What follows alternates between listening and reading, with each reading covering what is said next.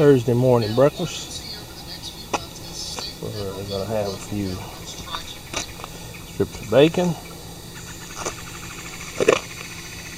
on the old Coleman grill.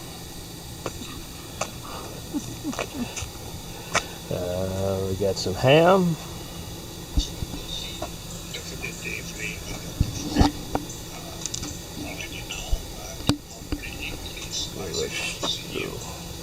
Close up of the ham cooking on the skillet.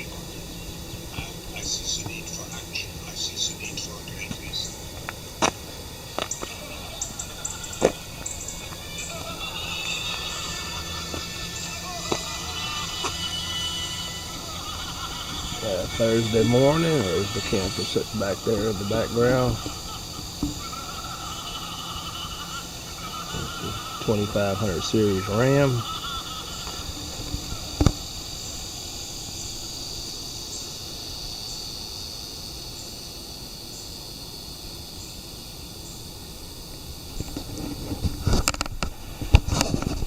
And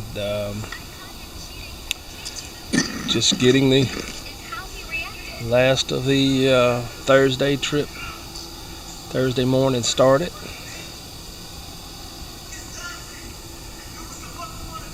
And that's pretty much about it.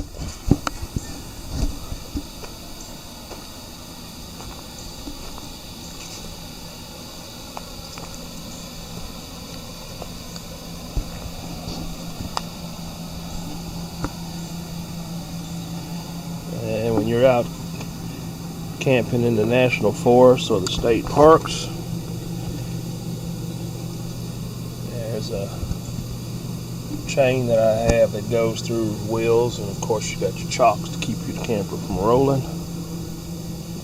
You don't want anybody to, there's no police out here, so somebody can come past and get your camper.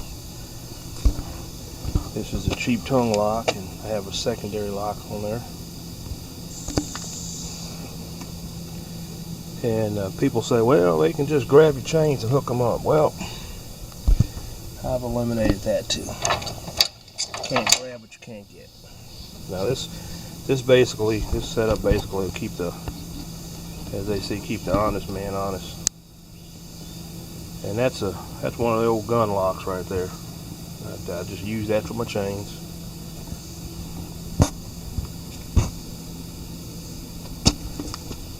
That goes under the locks in place, so where the ball would go, locks in place.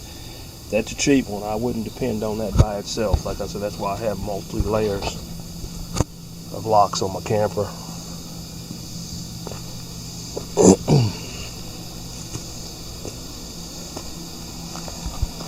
And of course, all the years of camping, you got to have a filter and water regulator. I had a cheap one for years that I used.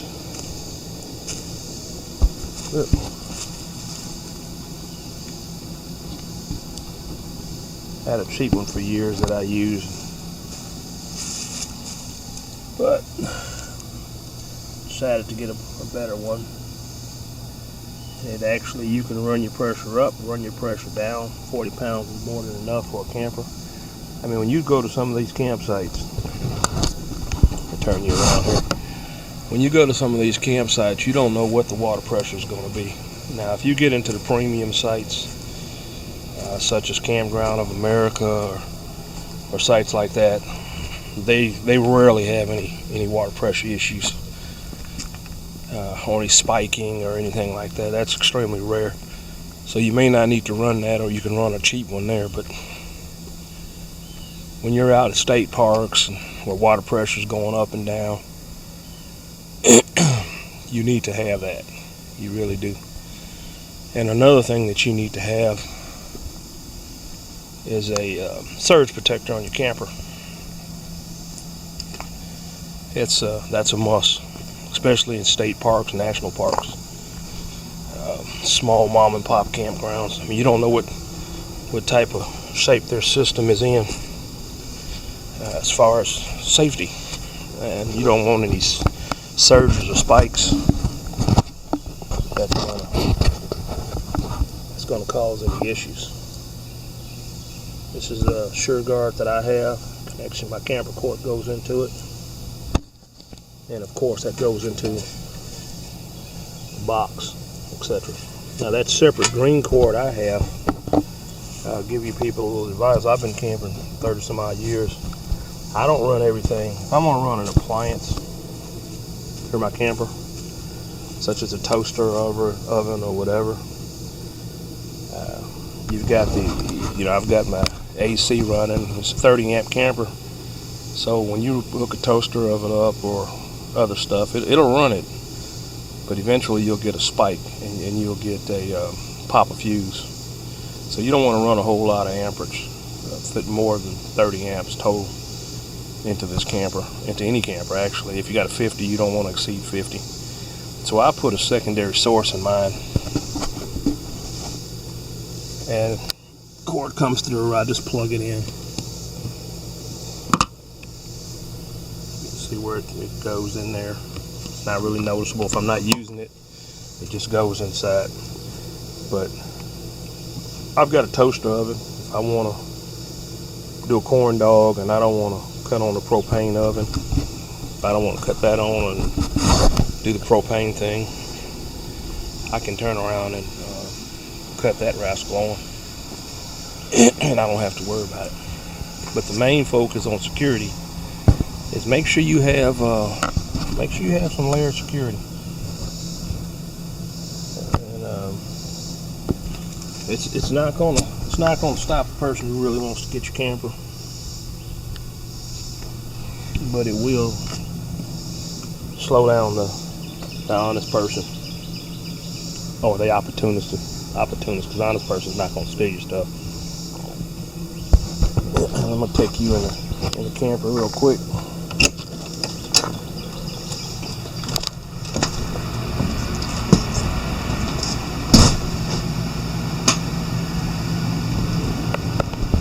And this is my caloric air fryer, oven, etc. that I do use.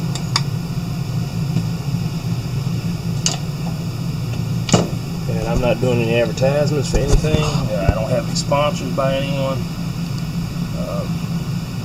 I mainly use the air fryer, rotisserie, and broil and bake. I haven't used. I've only used the toast for toasting and the air fryer. Very happy with it. Very happy with it. Pulls a lot of volts, a lot of amperage. Excuse me. This is the outlet that I put in here. Let me grab my light, shine a little light on that. It's also a USB as well. I want you to see that. It's a two-prong deal. My installation was great. I didn't want wires hanging. And that goes out. I have to charge phones from there.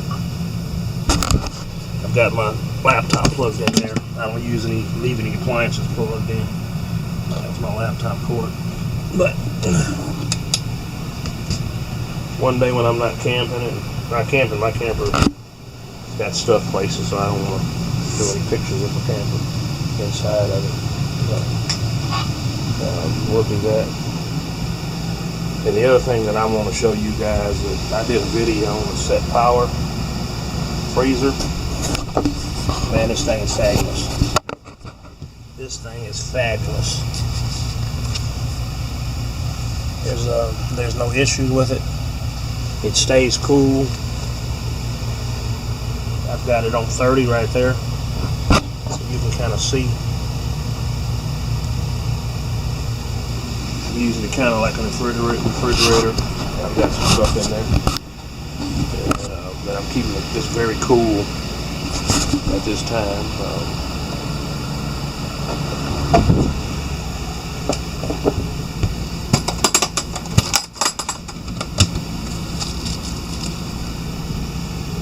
And there we go. Got my ribs, my vegetables. Of course, you gotta have vegetables. A lot of stuff, the corn dogs, and the steaks. I'm gonna pull these out. This is gonna be for dinner tonight. But that thing has been Been running non-stop. Got it on the 12-volt side. Plugged into protector. Some other things that you plug in. To just kind of keep that thing rolling, man. Earlier I had it down around 16, 13, and then I backed it off. I wanted to defrost a few things to cook, so I backed it up to 30. So, and this last day, and while you're out and about, make sure you get a decent. This is a thermometer. Inside temperature shows what your inside temperature is. This is barometer. Shows the pressure. And if you know how to read a barometer, we'll get in that one. We'll get in that eventually in another video. And we'll get into humidity. Now, I'm in East Texas, and this is inside the camper, so there's a lot of moisture in this camper. These AC units put out a lot of moisture. So you can run a dehumidifier, or you can shut it off between runs, and you can shut it off between runs and open the windows and let it dry out, especially when it's hot. But it's humid over in East Texas, so that's not going to, it's going to be humid either way it goes. You can get a portable dehumidifier if you want to run that. There's a lot of ways to get around humidity. But anyway, I'm not going to hold you, friends and family. Thank you for stopping by my channel again. And as I say, this is the more of the and 2 and more. And this one's on a little camping stuff we got going on day third Texas State Park in the last 3 weeks. Well, anyway, I'll talk to you later, friends and family. I've got some more content coming out. Stay tuned. Be blessed.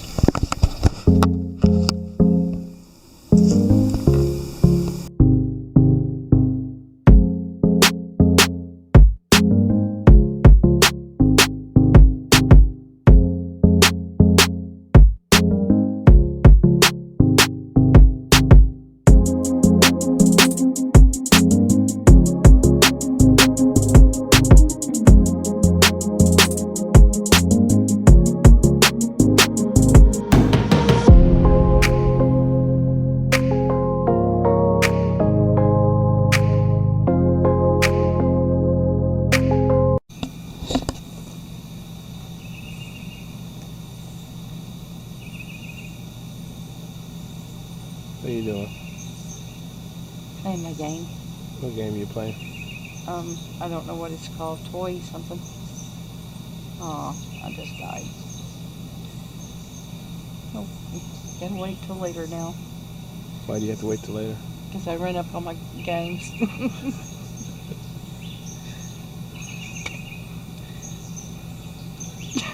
It's bad, don't. What? Guys, I look bad. Go find a lizard to take. That thing is still there. I think it's dead.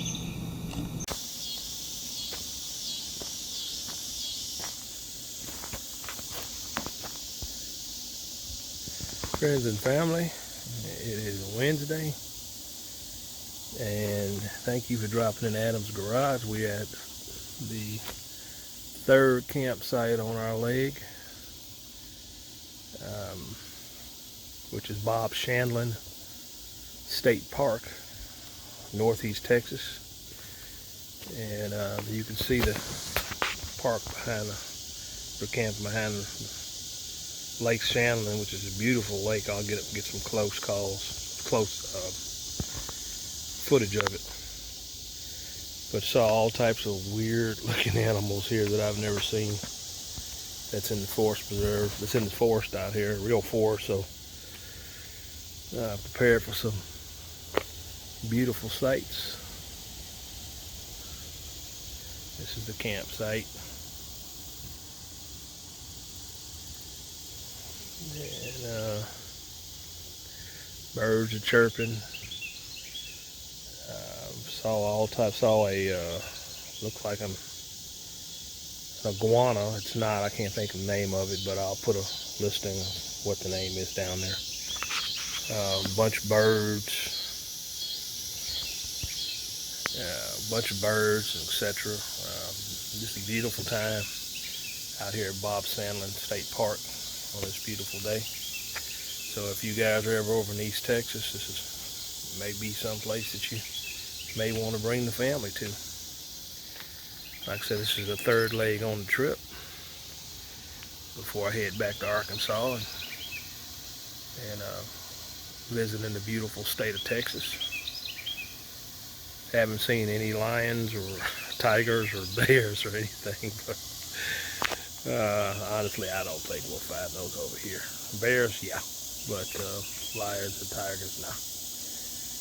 But haven't seen a bear. If you guys get a chance to get up to Northeast Texas, this is a beautiful place to come, quiet, and I think you'd enjoy it.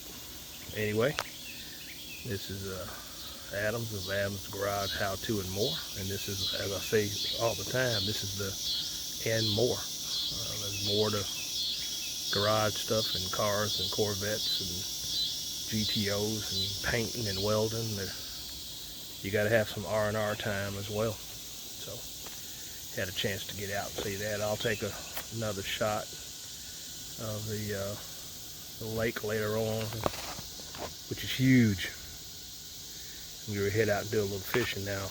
It's after 6, so the sun's getting ready to set. So I'm going to dip my pole, and thank you for stopping by Adams Garage How To and More. And I'll see you on the next short video blurb. And I'll get back this weekend and start doing my Sunday tips. I've got some stuff already recorded that I'm going to start putting out. And think you'll enjoy it. So, sun's getting ready to set. Let me hurry up and get my stuff together for camping. But I want you to take a look at this unique worm. Never seen one like this before.